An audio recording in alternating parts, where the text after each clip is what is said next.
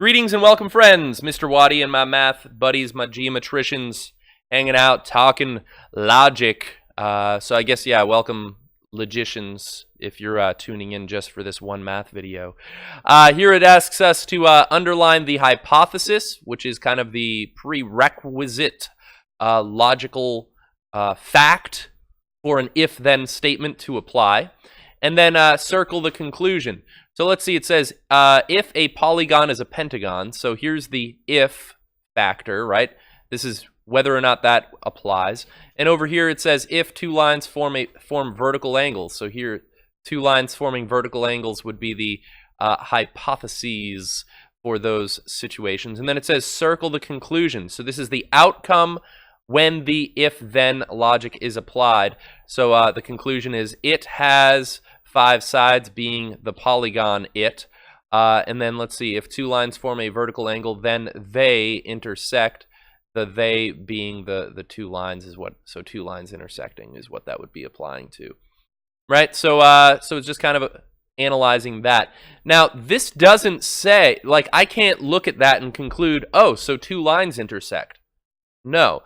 The only thing I have is an if-then statement. I can't apply the conclusion until I know that the hypothesis is true, and that's one of the things that we're going to be looking at today. So it says, rewrite the conditional statement in if-then form. So it says, two right angles are supplementary angles. So let's say if two angles are right, and you could have a little bit of leeway with how you'd word this. But if two angles are right, then they are supplementary. How do you guys feel about the truth of this?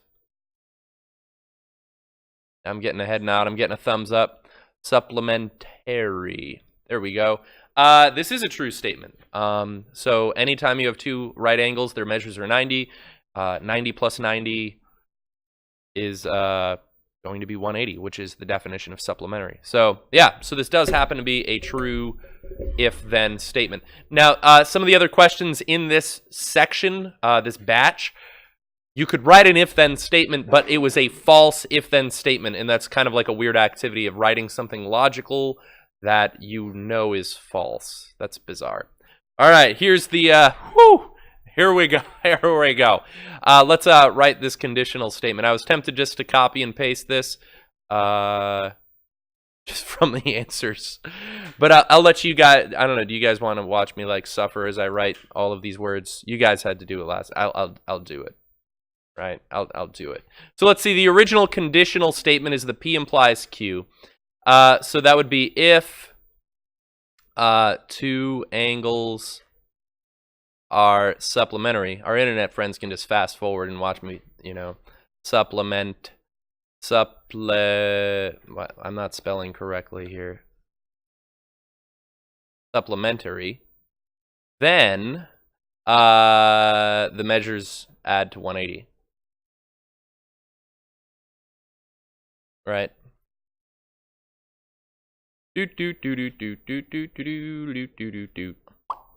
Let's see. So that's the conditional statement. Could someone describe what a converse is? What does it mean by converse? I switched the order of the what? The hypothesis and conclusion. So if two angles is, let's see, hopefully my apostrophe is in the right place, measures add to 180, then the angles are supplementary.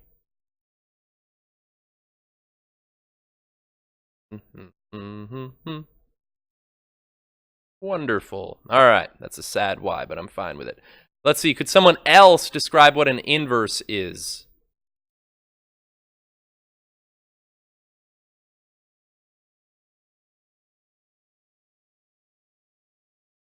Yeah, so I negate the original hypothesis and conclusion. So if two angles are not supplementary,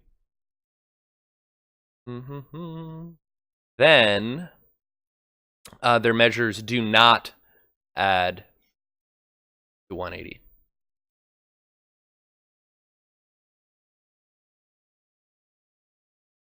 Meh. add to 180. And then we'll analyze the truthness of these statements once I'm done.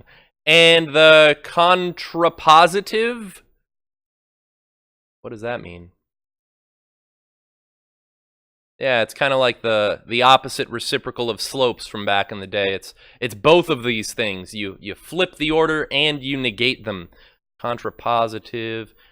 So if two angles, nope, man, now I'm just like writing garbage. Angles measures do not add to 180. Do not add to 180. Let's see. Then let's see. Yeah, then they are not supplementary. Thank you.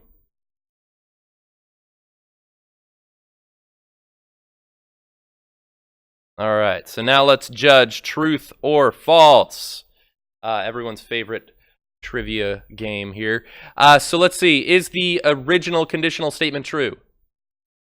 Two angles are supplementary, then the measures add to 180. Agreed. How about the converse? If two angles measures add to 180, then the angles are supplementary? True. If two angles are not supplementary, then their measures do not add to 180? True. Actually, we could fill in the rest of these without reading them, right? Because we know that the converse and inverse are logically linked, and we also know that the conditional statement and its contrapositive are logically linked. So if two angles measures do not add to 180, then they are not supplementary. Everything ended up being true. Isn't that wonderful? Oh, wonderful, wonderful. Okay. All right, decide whether the statement about the diagram is true. Explain your answer using the definitions you have learned. So it's saying that the measure of 2 plus the measure of 3 equals 180. Why is this true? I think it is true because these form a linear pair.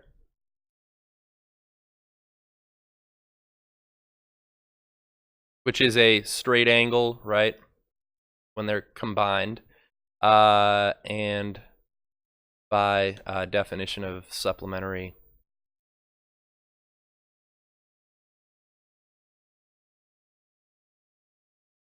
I'm sick of writing supplementary. I'm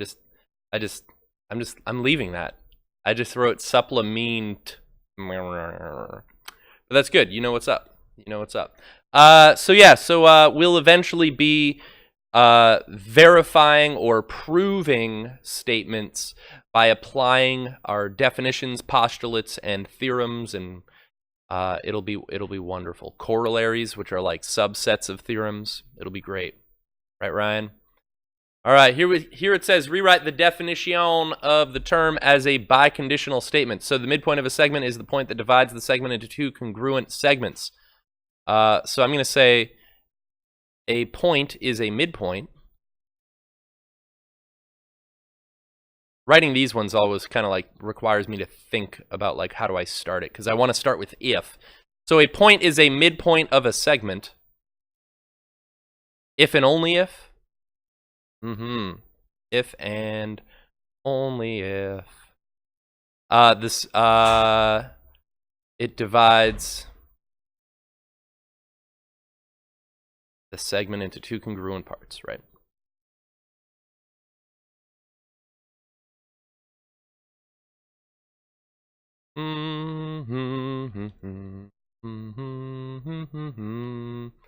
All right, and this if and only if idea, we sometimes would denote that with like a double arrow symbol, right? P if and only if Q, or P implies Q and Q implies P. So if I know either of those pieces of information, I know that the other one is also true, right? Let's see, where am I going here? Am I gonna hit 40 next? Nice, last one. Make a truth table. Hey, I already started it for myself. So here's P and Q, right? And I can technically randomly arrange these as long as I have all four possible combinations of those being true or false with respect to each other. So not Q would be the negation of this second column. So when it's true, it's false. When it's false, it's true. When that's true, it's false. And that's false, it's true. Bam. And then the question is, when does not Q imply P? All right, so not Q is now my hypothesis. And I'm asking, when is not Q true, and then P also true? Right? And it looks like, let's see, not Q is false, implying true. Well, it actually doesn't matter if not Q is false. That doesn't matter to us for if-then statements. True implies true. That's good, right? That's the logic of an if-then. And let's see, false implies false. We're fine with that. And then true implies false. That would be a counterexample, which we'll actually talk about counterexamples today as well. All right, thanks for watching, Internet friends. Have a great day.